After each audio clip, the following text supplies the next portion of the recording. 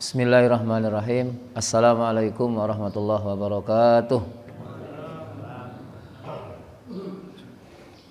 Bismillahilladzi la yadurru ma'asmihi syai'un fil ardi wala fis sama'i wa huwas sami'ul alim. Bismillahilladzi la yadurru ma'asmihi syai'un fil ardi wala fis sama'i wa huwas sami'ul alim. Bismillahilladzi la yadurru ma'asmihi syai'un fil ardi wala fis sama'i wa huwas sami'ul alim. La ilaha illa anta subhanaka inni kuntu minadh dhalimin. La ilaha illa anta subhanaka inni kuntu minadh dhalimin. La ilaha illa anta subhanaka inni kuntu minadh dhalimin. Hasbunallahu wa ni'mal wakil. Ni'mal maula wa ni'man nasir wa la haula wa la quwata illa billahil aliyyil azim. Ibadallah usikum wa iyaya bitaqwallah faqad fazal muttaqun. Ittaqullaha la'allakum tuflihun. Allahumma rzuqna ilman nafi'a wa fahman wasi'a wa rizqan halalan tayyiban mubarakan fih. Amma ba'd. Qala Allah ta'ala fil Qur'anil Karim, ya ayyuhalladzina amanu taqullaha haqqa tuqatih wa la tamutunna illa wa antum muslimun. Wa qala Rasulullah sallallahu alaihi wasallam fi hadisin sahih rawahu al-Imam At-Tirmidzi, ittaqillaha haitsu ma kunta wa atti sayyi'atal hasanata tamhuha wa khaliqin nas bi khuluqin hasan. Amma ba'd. Alhamdulillah pada pagi ini atas taufik hidayah Allah Subhanahu wa taala kita mampu melangkah ke masjid. Semoga langkah kaki kita menjadi amal soleh yang nantinya pada hari kiamat menjadi saksi atas amal baik kita. Sebagaimana firman Allah Subhanahu wa taala dalam surat Yasin, al-yauma nakhtimu ala afwahihim wa tukallimuna aydihim wa tashhadu arjuluhum bima kanu yaksibun. Pada hari kiamat nanti Allah tutup mulut tidak bisa bicara. Gantian yang bicara di hadapan Allah memberikan persaksian atas amal baik kita adalah anggota tubuh kita. Disebutkan itu tangan dan kaki. Tapi yang dimaksud seluruh anggota tubuh. Dzikrul juz min iradatil kul, ya. Menyebutkan sebagian, tapi intinya seluruh anggota tubuh kita pada hari kiamat memberikan persaksian atas amal baik kita. Semoga persaksian itu meringankan kita dari azab Allah Subhanahu wa taala. Pada pagi ini kita masuk tema babu tahrimi dzulmi wal amri biraddil madzalim. Bab haram berbuat kezaliman dan perintah untuk mencegah perbuatan kezaliman. Dunia rusak karena perbuatan kezaliman. Diawali dari pribadi. Kalau pribadi muslim kita sudah tidak bisa berbuat adil alias zalim, maka akan muncul masyarakat yang sama. Karena masyarakat adalah kumpulan dari pribadi-pribadi. Sehingga urutan membentuk masyarakat yang madani, masyarakat yang punya kesadaran beragama, itu awalnya dari pribadi. Kalau dalam keluarga ada ayah, ada ibu. Awal ayahnya dan ibunya ketika akad nikah, semua kedua-duanya saling memilih jodoh yang soleh dan solehah.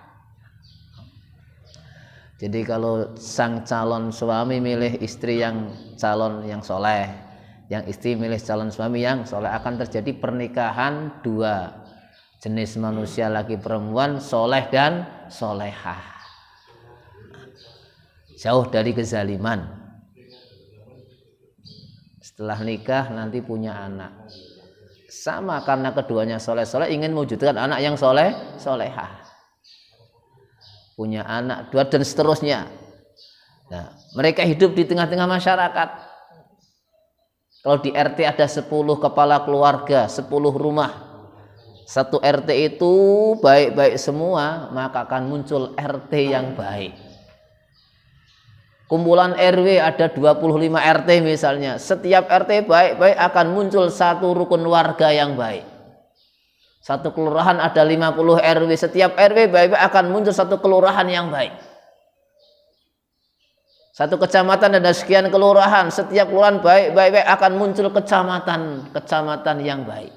Dan seterusnya sampai membentuk satu negeri.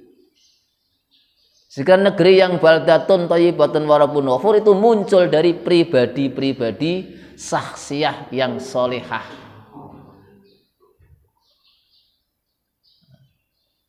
Namanya dakwatul fardi, dakwah membentuk kepribadian perorangan dulu. Baru nanti usrah keluarga. Mujtama baru daulah. Tidak akan mungkin terbentuk satu negeri yang jauh dari kezaliman, bisa adil, jujur, sejahtera, para pimpinannya sampai rakyatnya, kalau memang pribadi-pribadi syakhsiyah itu belum terbentuk. Sehingga kezaliman muncul dari pribadi seseorang. Kalau dia pas menjabat sebagai kepala rumah tangga, maka akibatnya menjadikan rumah tangga itu kacau. Kalau yang zalim itu tingkat RT, Pak RT, satu warga. Semakin tinggi dia punya jabatan dan tetap melakukan kezaliman, maka akibatnya akan semakin luas. Kalau yang zalim seorang raja atau presiden, maka yang kena dampaknya seluruh negeri. Sehingga pernah Imam Sayyid Al-Qutub atau Imam Hasan Al-Banna itu mengungkapkan satu kalimat, seandainya Allah mengabulkan doa saya satu saja tok yang dikabulkan. Misalnya, hai Ahmad, hai Abdullah, Allah firmankan misalnya, kalau engkau berdoa akan saya kabulkan satu. Dikatakan kalau saya dikabulkan doa hanya satu oleh Allah, maka yang saya minta adalah pimpinan kepala negara, presiden atau raja yang adil. Ketika saya minta untuk diri saya, keluarga saya, sakinah, mawaddah warahmah, yang merasakan hanya keluarga saya. Karena doanya hanya satu yang dikabul. Tapi kalau saya minta, ya Allah jadikan pimpinan saya yang adil, jujur, bijaksana, maka dampaknya seluruh negeri. Termasuk saya ikut kena dampaknya. Nah, ini manusia yang cerdas. Jadi lebih mementingkan kemaslahatan umat.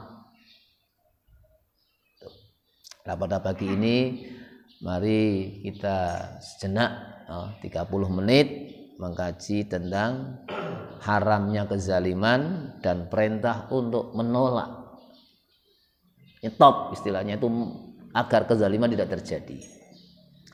Dalam surat Ghafir ayat 18 Allah berfirman, ma lidh-dhalimina min hamimi wala syafi'i yuta'. Hamim ay qarib musyaffaq, yuta' ay yashfa'u au yaqbalu syafa'atuhu. Orang-orang zalim tidak akan punya teman dekat. Ini firman Allah. Orang-orang yang berbuat kezaliman tidak akan pernah punya teman dekat dan juga tidak akan pernah mendapatkan pertolongan. Secara zahir mungkin kelihatannya dekat, akrab, makan bareng, satu mobil bareng. Tetapi hati mereka tidak akan bisa kompak.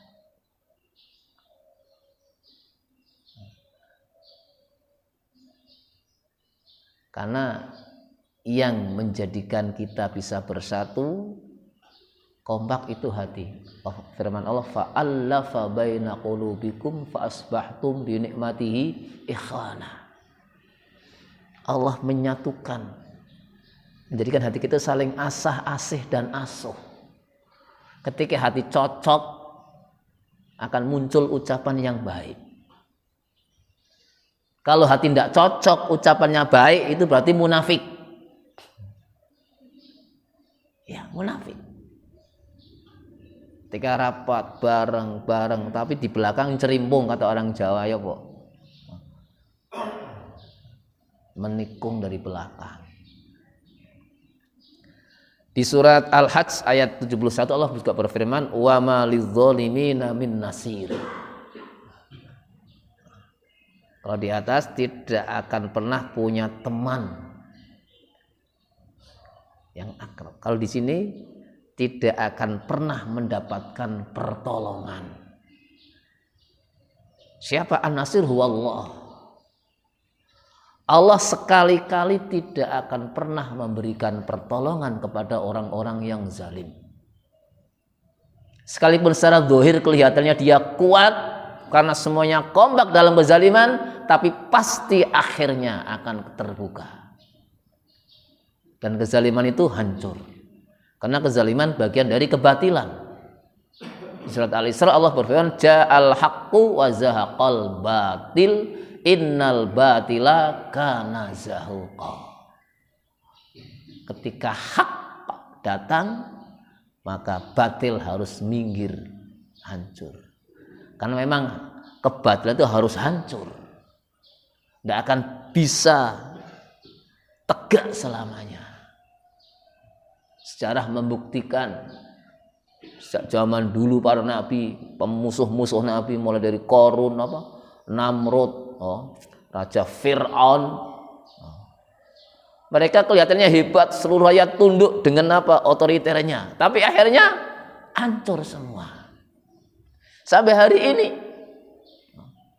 orang-orang yang berbuat kezaliman pasti di akhirnya itu akan hancur. Tidak akan pernah abadi. Karena firman Allah pasti benar. Ja'al haqqu wa zahaqal batil, innal batila kana zahuqa. Cuman kadang-kadang orang-orang yang berbuat kezaliman ini karena sudah dimasuki oleh godaan-godaan setan yang macam-macam, mereka seolah-olah tidak ada yang tahu, aman-aman saja.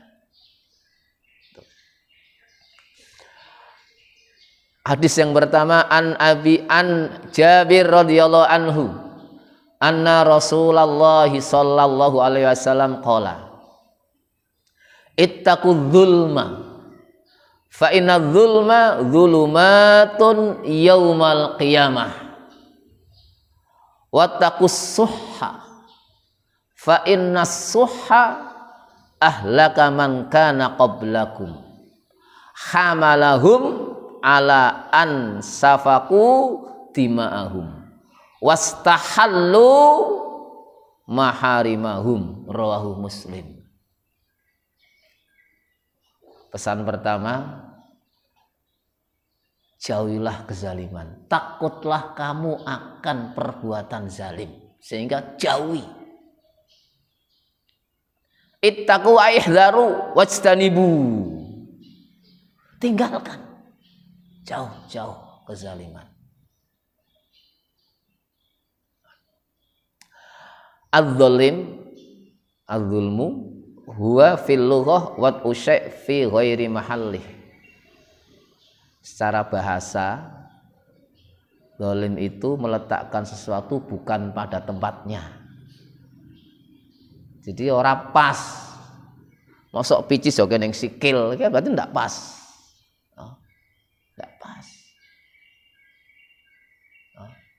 Pakai sandal di kepala tidak pas.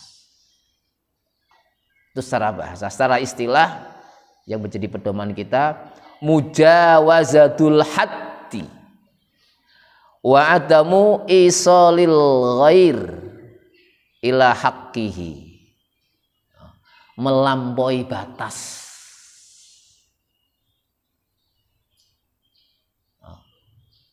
Tidak memberikan hak kepada ahlinya. Contoh, saya RT dapat bantuan raskin per warga 5 kilo, tak sunati setengah kilo, berarti dapatnya 4,5. Itu kezaliman. Sekalipun dia menerima ikhlas, tapi dari sana hanya 5 kilo, tak kurangi setengah kilo, itu masuk zalim. Seorang bapak, seorang ibu yang dalam keluarga punya anak, kewajiban orang tua, hak anak, orang tua kewajiban menyekolahkan anak, mendidik anak ke tempat pendidikan yang layak sesuai dengan akidah Islam, karena anak kita anak Islam. Hak anak sama, saya berhak sebagai anak dididik oleh orang tua, dipondokkan, disekolahkan ke sekolah-sekolah yang di situ mengajarkan nilai-nilai Islam yang benar. Ternyata orang tua maksudnya sekolah yang keliru. Nah, berarti zalim kepada anaknya. Sekolah yang gratis, yang murah, yang tidak bayar, tapi akidahnya tidak karuan. Sehingga muncul jadi anak yang tidak sholat, dengan orang tua durhaka, anaknya bejat nakal, maka kezaliman yang dilakukan anak, besok orang tua di akhirat ketagih, bertanggung jawab.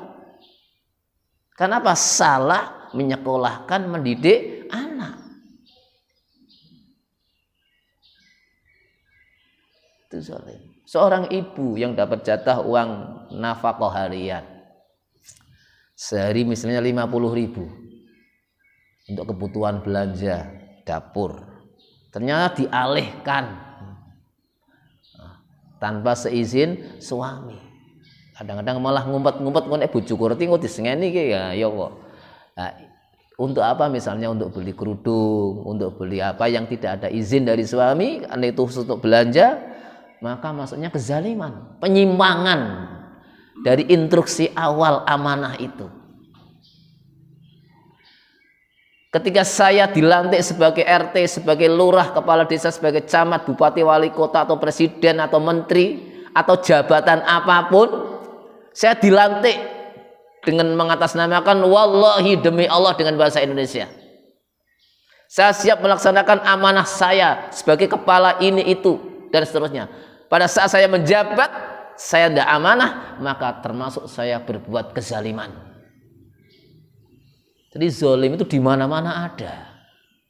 Tidak di dunia birokrasi saja, di rumah itu ada kezaliman. Ketika seorang ibu ngemplak anaknya, salahnya tidak seberapa, keplak-plak itu masuk zalim. Yang ada perintah mukul dalam Islam adalah ketika anak meninggalkan sholat, dan mukulnya pun untuk pembelajaran. Buka itu hadis sahih riwayat Abu Dawud. Murru awladakum bis sholah wa hum abna'u sab'u sinin wadribuhum 'alaiha wa hum abna'u asyru sinin. Perintahkan anak-anakmu untuk sholat ketika usianya sudah 7 tahun. 7 tahun anak kita, laki atau perempuan, wajib diperintah sholat.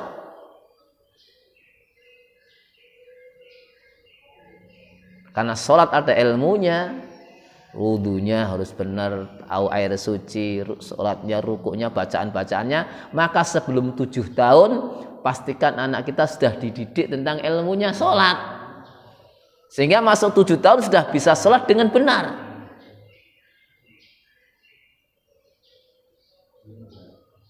Termasuk yang laki-laki sudah khitan sebelum 7 tahun.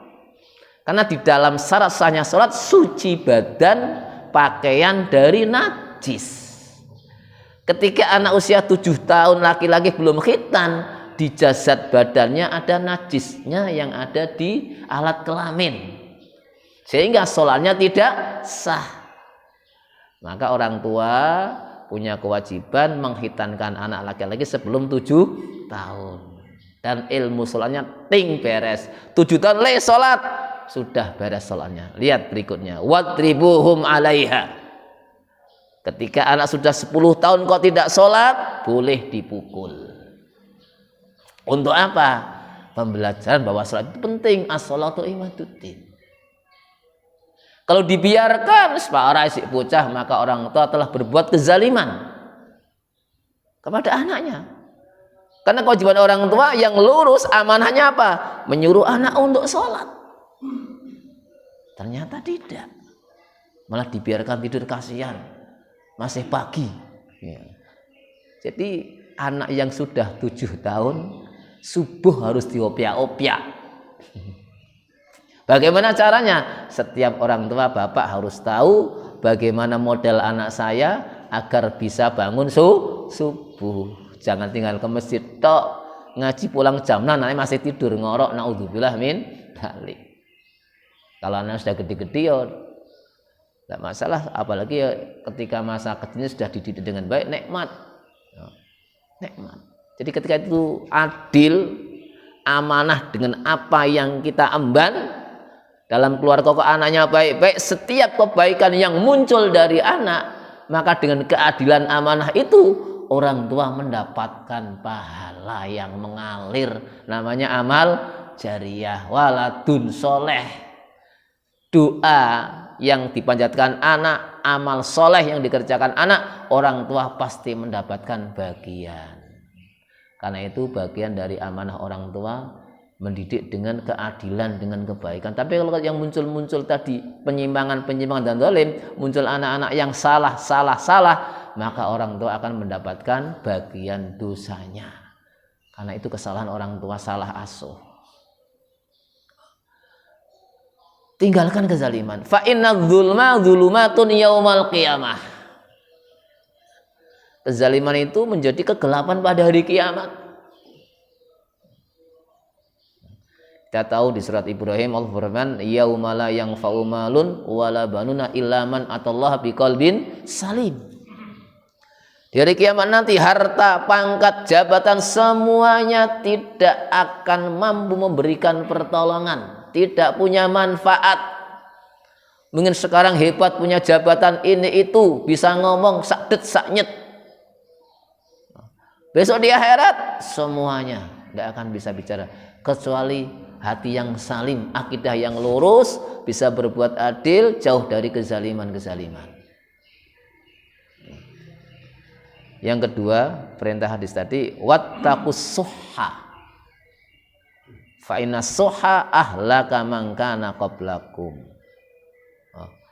Jauhilah, tinggalkanlah sifat kikir. Kata orang Jawa, medit, pelit, bakhil.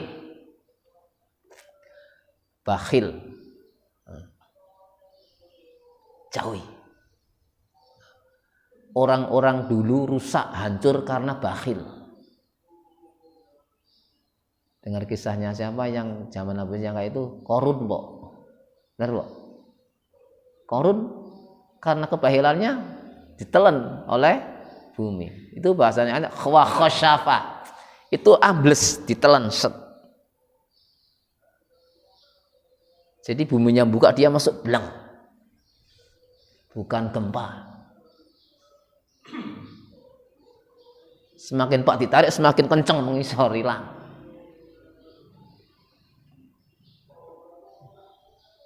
Awalnya orang-orang sekitar Korun seneng jadi Korun, aku pengen jadi Korun gitu loh, orang yang tidak punya ilmu. Itu dikisahkan di surat Al-Qasas seperti itu. Orang senang seperti Korun, nikmat, semuanya kebutuhan terpenuhi. Kemana-mana ada pengawal, beres. Nah setelah mereka tahu Korun itu tenggelam, baru mereka sadar, oh namanya istidraj, sanastadrijuhum min haitsu la ya'lamun wa yamudduhum fi tughyanihim ya'mahun. Allah ngejor orang-orang yang congkak, yang angkuh, sombong, tetap diberi kemampuan hidup mewah. Kalau dia punya kuasa, kekuasaannya aman, tidak ada yang bisa goyah. Tapi namanya istidraj, Allah lulus. Suatu saat pasti hancur. Di surat Al-Qalam disebutkan sanastadrijuhum min haitsu la ya'lamun. Nanti mereka akan gelundung, hancur, mereka tidak tahu. Digambarkan seperti orang naik tangga. Sampai 100 tangga di atas, bangga di atas, jatuh, gelundung, remuk, dah, hancur sampai bawah. Jadi hancurnya orang-orang dulu karena sifat kikir. Merasa harta itu miliknya sendiri.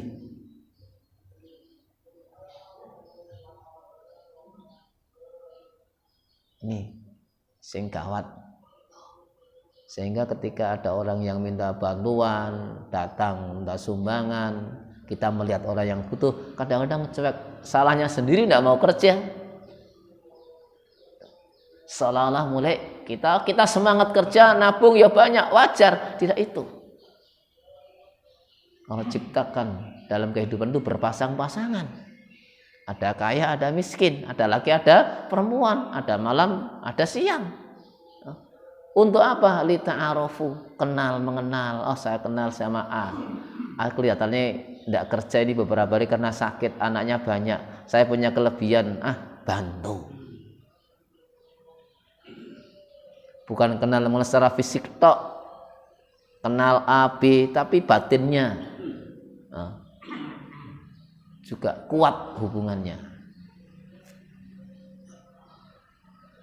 Jadi hamalahum ala ansafaku dimahum. Dengan sifat kikir tadi bisa terjadi satu pembunuhan, menghalalkan ini wastahallu menghalalkan segala cara, ingin mendapatkan harta. Karena apa? Sifat kikir. Kikir itu bukan berarti dia tidak punya harta, dia punya harta banyak tapi ingin menguasai terus. Kalau bisa semua itu milik saya.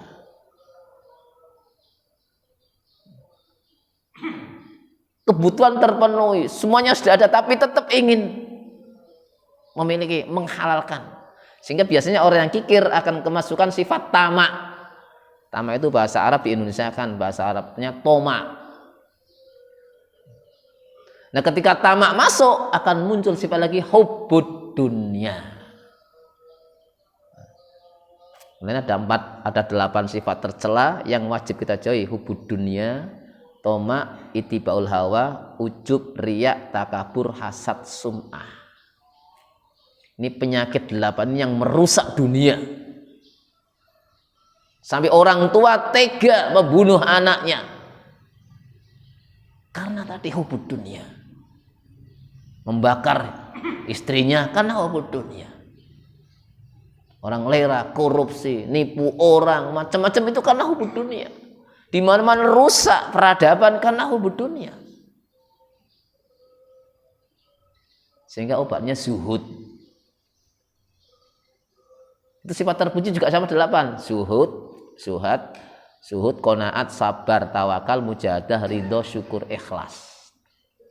Ketika sifat zuhud masuk, maka akan muncul sifat-sifat kepedulian. Saya punya harta itu titipan Allah. Pangkat saya titipan Allah, tanda tangan saya yang masih punya jabatan titipan Allah. Ini harus saya gunakan untuk kemaslahatan umat. Kalau harta untuk membantu orang-orang yang perlu dibantu, kalau kekuasaan bantu orang-orang yang lemah. Dengan tanda tangan saya bisa mengentaskan kemiskinan, gunakan tanda tangan untuk mengentaskan kemiskinan. Dengan tanda tangan saya bisa menutup kemungkaran, gunakan tanda tangan untuk menutup kemungkaran-kemungkaran. Hanya membawa maslahah. Dan yang paling hebat, kemarin kita kaji bareng bab amar ma'ruf kan, nahi mungkar. Dakwah yang paling hebat dakwah di dunia politik. Saya jadi lurah, dengan tanda tangan saya sebagai kepala desa atau lurah bisa nutup tempat jualan yang tidak sesuai dengan aturan di wilayah saya. Tapi nek ustaz saya ngomong usah dodol maneh. Itu.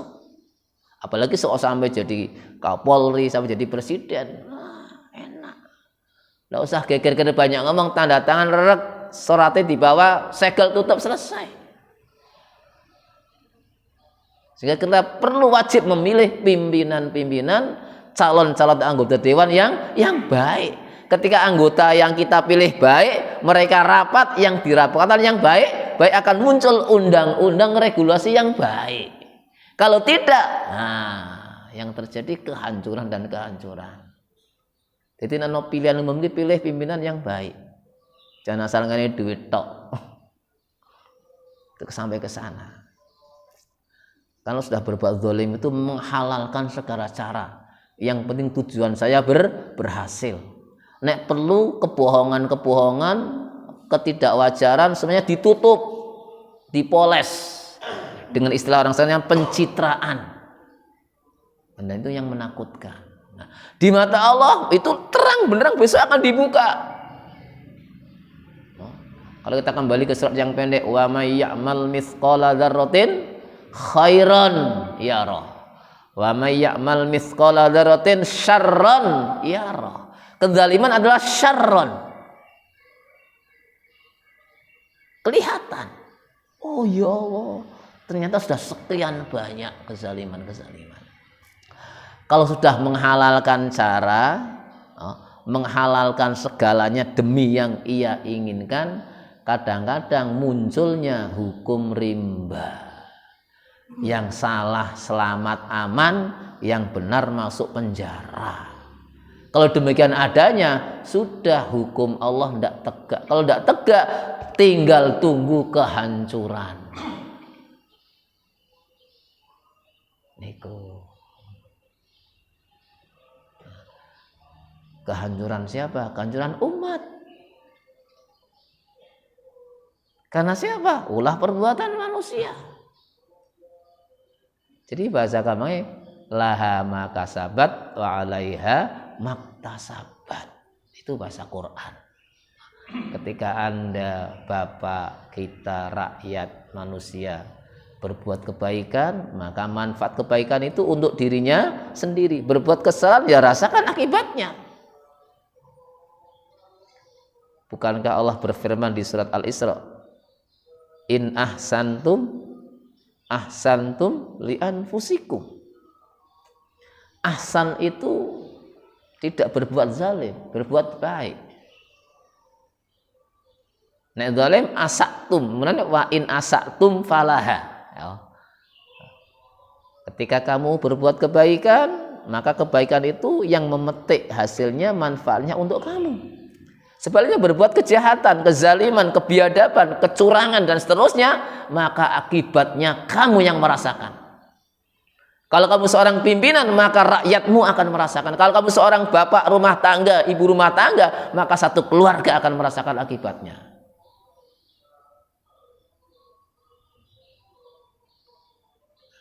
Afadal hadis rawahu Muslim tadi. Al-hathu al-ijtinabi dzulmi wal bukhli wasuluki sabil adli wal kiram wasakha. Inti hadis yang pertama, Rasul mendorong kita untuk menjauhi perbuatan kezaliman dan kebakhilan, zalim dan bakhil, dan tetap berjalan di atas jalan keadilan, kebaikan, kejujuran yang layak, kedermawanan, al-kiram wasakha.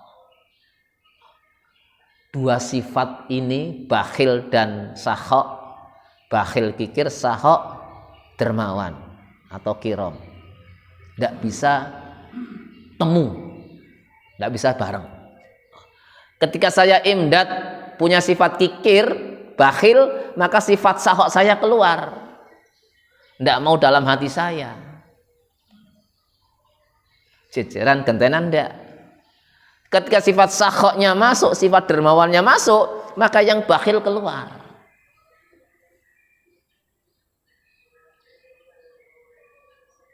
Karena hak dan batil tidak mau bareng, pisah. Ketika yang hak menang, batil keluar. Ketika yang batil menang, yang hak keluar. Bukan seperti kita mau bikin teh manis, teh pahit, coba kasih gula dudek kok dadine ajur. Kalau batil dan hak diudek ajur dadine batil. Tetap batil. Kan Allah berfirman di surat Al-Baqarah depan itu kan, wala talbisul haqqa bil batil wa taqtumul haqqa wa antum ta'lamun. Jangan mencampur adukkan antara hak dan batil. Kalau kamu tahu yang hak sendiri, yang batil campur aduk, ya jadi ini batil semua.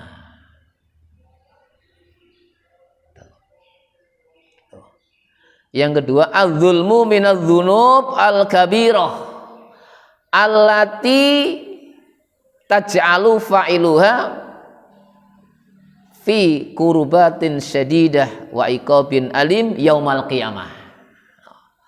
Kezaliman itu dosa besar. Pelakunya pasti mendapatkan kesulitan yang sangat di dunia ini, dan besok di akhirat mendapat azab yang pedih. Nih. Di dunia mendapat kurubat syadidah, di akhirat mendapat iqab. Jadi maaf, ketika kita sebagai muslim ditimpa bencana, bisa berupa penyakit, kan musibah itu macam-macam, ada penyakit, ada kesusahan hidup, kesulitan ekonomi, dan segala macam bentuk yang tidak mengenakkan hati. Itu kunci yang pertama, introspeksi, istighfar kepada Allah, taubat. Ya Allah, kesalahan saya yang menjadikan saya seperti ini. Jadi segera mohon ampun kepada Allah, koreksi diri, taubat. Jangan segera meminta segala urusannya beres semua sebelum kita bertaubat. Sudah contohkan oleh Nabi Yunus alaihissalam yang pernah saya sampaikan juga di tentang taubat. Ya kan? Nabi Yunus alaihissalam juga berbuat zalim, lari dari umat. Akhirnya apa? Kisahnya kan akhirnya dilempar ke laut, dimakan ikan kan? Karena beliau tidak tanggung jawab, lari itu kezaliman, lari dari umat. Di perut ikan, ma'firatan 40 hari. Yang dipanjatkan Allah, yang dipanjatkan kepada Allah adalah kalimat la ilaha illa anta subhanaka inni kuntu minadz dzalimin. Penyesalan. Merasa dirinya zalim, gitu. Inni kuntu minadz dzalimin, seorang Nabi Yunus alaihissalam. Merasa berbuat zalim kepada Allah, dan salahnya hanya satu, lari dari umat. Musibahnya apa? Ditelan ikan. Dalam perut ikan membaca zikir la ilaha illa anta subhanaka inni kuntu minadz dzalimin. Tidak mohon ya Allah, keluarkan saya dari perut ikan, ikannya menepi, ditangkap nelayan, kemudian perutnya dibongkar, aku keluar, tidak. Tapi mohon ampun atas kezalimannya. Ketika Allah terima, maka ikannya menepi, keluar. Contoh Nabi Nuh alaihissalam menghadapi umat yang paceklik, krisis ekonomi kalau hari ini. Angel kabeh, ingin geger minyak goreng langka, ya ngono beras langka, dan seterusnya. Sehingga orang-orang pada heran, Indonesia itu pohon sawitnya banyak, kebun sawit kok minyak langka ki ning ndi? Zaman Nabi Nuh alaihissalam menghadapi umat seperti itu, apa kata Nabi Nuh alaihissalam dalam surat Nuh ayat 10, 11, 12? Faqultu istaghfiru rabbakum innahu kana ghaffar. Aku katakan kepada umatku, istaghfiru rabbakum, ayo mohon ampun kepada Allah. Paceklik krisis itu karena kita berbuat salah, dosa. Ayo istighfar, tobat. Allah Maha Pengampun. Lihat bapak kita Adam alaihissalam berbuat salah, zalim, apa? Larangan Allah dilanggar. Wah, kulti dideketin. Atas bujukan setan. Akhirnya turun dari surga. Pisah suami istri. Yang dibaca apa? Rabbana dzalamna anfusana. Ya Rabb, aku telah berbuat zalim. Sekarang jarang pimpinannya merasakan aku berbuat zalim kepada dia. Jarang, aku benar terus. Seorang bapak kadang-kadang pernah mengatakan aku salah karena anak, jarang benar terus ngaku nih. Nabi Adam alaihissalam membaca Rabbana dzalamna anfusana, ya Allah, Rabb kami, aku telah berbuat zalim. Wafiratin sampai 200 tahun perpisahannya itu. Karena umur Nabi Adam itu hampir 1000 tahun atau 1500 tahun. Riwayatnya beda-beda. Wa illam taghfir lana, seandainya engkau ya Rabb tidak mengampuni dosaku, kezalimanku, melanggar aturanmu, wa tarhamna, dan engkau tidak menyayangi aku, lanakunanna minal khasirin, aku pasti jadi orang yang rugi, orang yang bangkrut. Kita kadang-kadang tidak itu. Susah hidup, ya Allah kok susah terus, permohonan ampunnya tidak nomor 1. Nah, kembali ke kisah Nabi Nuh. Setelah istighfar, lanjutkan kan? Apa yang pertama datang setelah Allah ampuni? Yursilis sama alaikum midrara wa yumditkum bi amwal wal banin al ayah. Dengan ampunan Allah, rizki yang pertama datang hujan. Setelah hujan datang, tanahnya subur. Dulu belum ada pabrik-pabrik seperti sekarang. Tanahnya subur, terus bermacam-macam tumbuhan, buah-buahan, panen. Ketika panen hartanya melimpah. Ini. Jadi kezaliman itu yang menyebabkan hidup kita susah. Yang terakhir, at-takalib alat dunia wal hirsu alaiha wal bukhlu biha kathiran ma yajurun nas ila ma'asi wal atham wa taqiuhum fil fawahish wal munkarat. Nah ini karena orang sibuknya mengumpulkan harta, pangkat, jabatan sehingga muncul sifat kikir dipenuhi, maka yang terjadi di dunia adalah kemaksiatan, kemungkaran merajalela. Lah, ketika itu maka hidup semakin susah. Kuncinya di kezaliman. Ingin hidup kita nyaman, tentram, kita mohon kepada Allah semoga kezaliman segera berakhir. Ya minimal ada pengurangan. Karena kalau nol tidak akan bisa. Memang di dunia ada 2 jalan, jalan benar dan jalan takwa. Tinggal kita pilih yang mana. Demikian satu hadis yang kita kaji, semoga bermanfaat. Kalau lebihnya mohon maaf. Subhanakallahumma wa bihamdika asyhadu alla ilaha illa anta astaghfiruka wa atubu ilaik. Wassalamualaikum warahmatullahi wabarakatuh.